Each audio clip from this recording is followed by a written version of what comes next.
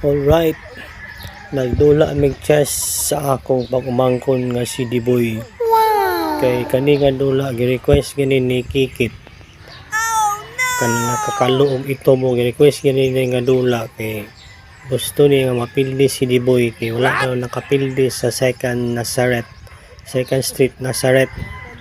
So tanay ang kamot mo nagdipihok na. So kaning chessboard kang Moy Dims ni. So gikuha kini ni Danex kauban ni Kikit sa second kay Kwaon. Kay para magdula lang gid mi. Niya kani nga layo gid kini gikuhaan sa second gikuha lang ilan lang gid gikuha kay para lang gid makadula mi.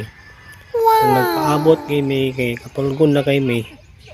So nagpaabot na gid mi kay para lang gid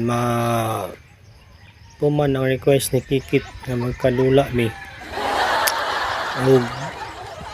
Kanang puti ko ana A4 akong moves.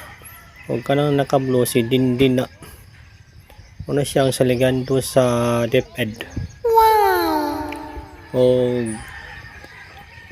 chill lagi akong mga moves na chill. Puti ko A4.